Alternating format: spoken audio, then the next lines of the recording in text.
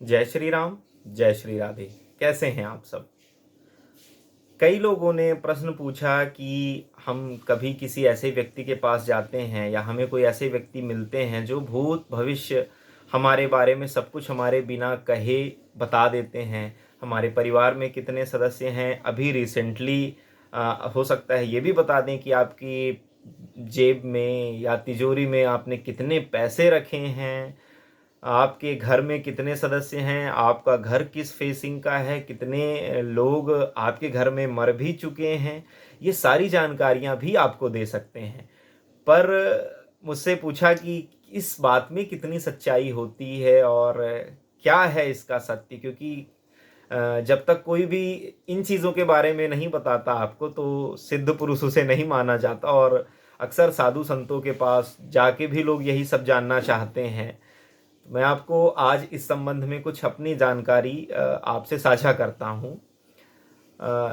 ऐसी सिद्धियां जो भी भूत भविष्य को बताने का दावा करती हैं, वह एक तो होती हैं सिद्ध पुरुष योगी जो अपने तप बल से बताते हैं, वो एक वास्तविक सत्य है।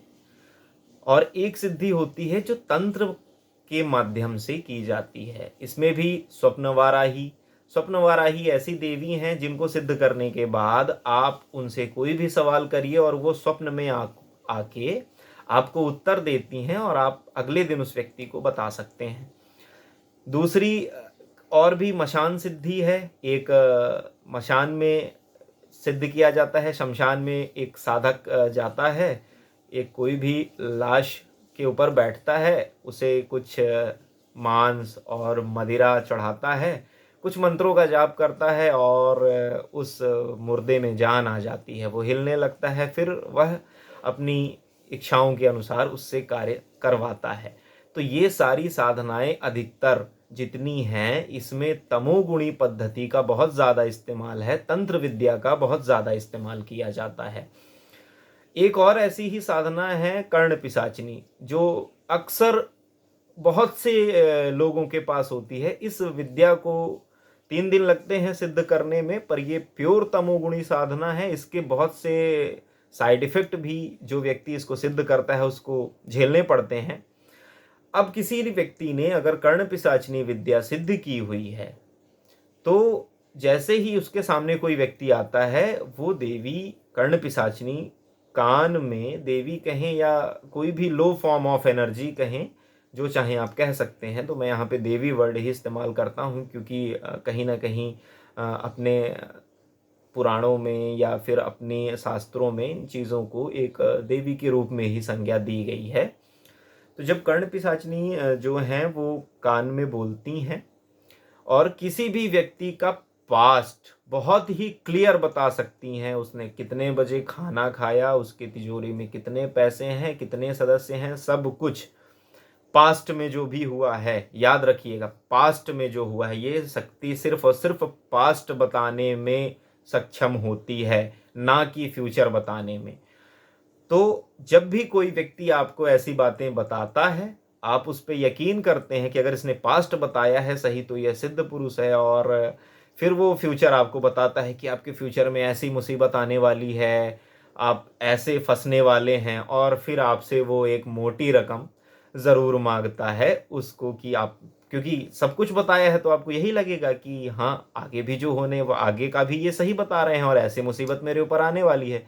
फिर वो आपसे एक मोटी रकम लेते हैं, आप दे देते हैं, आप यहाँ पे आप फंसना शुरू हो जाते हैं।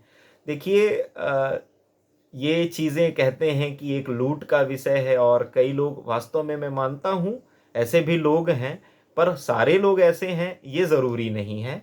कुछ लोग आपको क्लियर भी बताते हैं, पर आप तब तक शायद बहुत देर हो जाती है और आप अपने बहुत से पैसे इन सब चीज़ों में बर्बाद कर देते हैं। तो सतर्क रहें, जानकारी ही आपका बचाव है। जितनी अधिक आप जानकारी रखेंगे उतना ही कोई आपको इस क्षेत्र में बेवकूफ़ नहीं बना सकता है।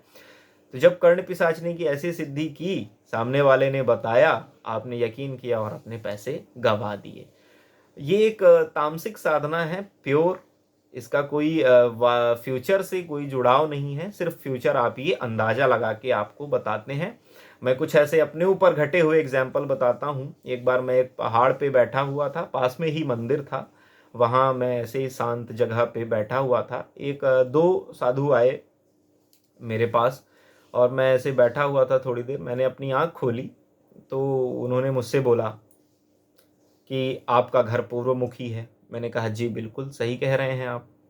आपके परिवार में एक सदस्य एक्सपायर हो चुके हैं, जो आपके यहाँ एक स्थान भी बना हुआ है। मैंने कहा जी बिल्कुल सही बोल रहे हैं आप। फिर उन्होंने दो चार ऐसी और भी बातें बताई। मैं चुपचाप सुन रहा था क्योंकि मुझे पहले से पता था कि ये शायद कर्ण पिशाचिनी सिद्धि हो सकती है।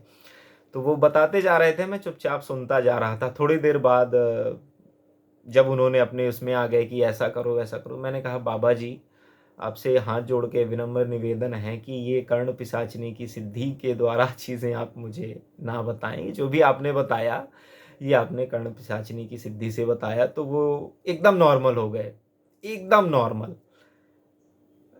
फिर आगे कुछ नहीं बोले इस विषय में और कहा कि कुछ बेटा सेवा हो तो कर दो। ठीक है, मैंने कहा बिल्कुल मैं करूँगा, आप साधु हैं। तो थोड़ा बहुत जो भी था मैंने उनके लिए किया और उसके बाद मैं अपने घर आ गया। ऐसा ही और भी इंसिडेंट हो चुके हैं, पर एक इंसिडेंट काफ़ी है आप लोगों को बताने के लिए। तो ऐसे उसमें आप लोग भी ना फंसें, ना पड़ें, क्योंकि कोई भी व्यक्ति जब आपसे एकदम से ऐसी सिद्धियां बताएगा, देखिए भूत भविष्य वर्तमान बताना आज के समय में कोई बहुत बड़ी सिद्धि नहीं रह गई है। कोई भी व्यक्ति सिद्ध करके उसे बता सकता है। पर अगर आप ये कहेंगे कि अगर आपको इतना ही पता है तो स्वयं आप क्यों नहीं कर लेते, क्यों आप एक ज्योतिष के हिसाब से बताते हैं। तो ज्योतिष विद्या एक साइंटिफिक विद्या है, यह एक स्टडी है। इस पे ग्रहों का इफेक्ट, राशियों का इफेक्ट के आधार पे हम प्रेडिक्शन देते हैं। और जो ये तांत्रिक विद्याओं के माध्यम से करके जो चीज़ें बताई जाती हैं उसका एक साइड इफेक्ट भी होता है जो बहुत बुरा होता है। शायद जिन सिद्धियों के दम पे आप ये सब चीज़ें बताते हैं, आपके मरने के बाद वही सिद्धियां आपकी आत्मा को कैद कर लेती हैं, आपको जाने नहीं देती हैं। तो वो चीज़ ज़्यादा बुरी स्थिति होगी कि जब आपकी आत्मा तड़पती रहे। और कई बार ऐसी गलतियां भी होती हैं कि जो ये सब सिद्धियां करते हैं और सिद्धियां करते करते आपसे थोड़ी बहुत भी चूक हुई, थोड़ी बहुत भी गलती हुई, तो ये सिद्धियां फिर आपके ऊपर उल्टा ही असर डालना शुरू कर देती हैं। आपने बहुत देखा होगा पतन लोगों का कि ये बहुत पहले बहुत नाम था इनका, बहुत अच्छे साधु थे और फिर अचानक उनका सब कुछ बर्बाद हो गया। और कई बार ऐसी स्थितियों में ऐसी शक्तियां आपको मृत्यु तक देने में भी सक्षम होती हैं। बच के रहें अपनी जानकारी के आधार पे। एक बार और एक इंसिडेंट हुआ था मेरे घर के बाहर ही, कुछ ऐसे ही आए साधु के भेष में। उन्होंने कहा कि एक गिलास जल लाइए। मैं एक गिलास उनको जल दिया। उन्होंने एक लौंग ली और लौंग को उसमें डाल दिया गिलास में। और वो लौंग पहले तो नॉर्मल थी, लेकिन पानी पे पड़ते ही वो रेड कलर की हो गई और एक लाल कलर की धारियां निकली। और उन्होंने कहा बेटा ये तुम्हारे घर में रक्त है, बहुत कुछ है। खैर वो चीज़ें मैं आपको यहाँ पे डिस्कस नहीं करना चाहता। तो उन्होंने बताया, पर मुझे पता था कि ये सब एक हो सकता है कि क्योंकि ऐसे सिद्ध पुरुष ऐसे आपको नहीं इतनी आसानी से मिलते हैं जो कि आपको मिल जाएं। आप सिद्ध पुरुषों के पास जाके भी भूत पूछेंगे, भविष्य पूछेंगे, तो वो आपको नहीं बताएंगे। वो आपको कहेंगे बेटा भगवान का नाम लो, वही आपके सारे कार्य सिद्ध करेंगे। ईश्वर से प्रार्थना करो, मंत्र करो, माला करो, जाप करो। यही पूजा की वास्तविक अच्छी पद्धतियां हैं। तंत्र मार्ग से सिद्धियां पाना आसान है, पर उतना ही कठिन भी, उतना ही आपको वो फंसाता है।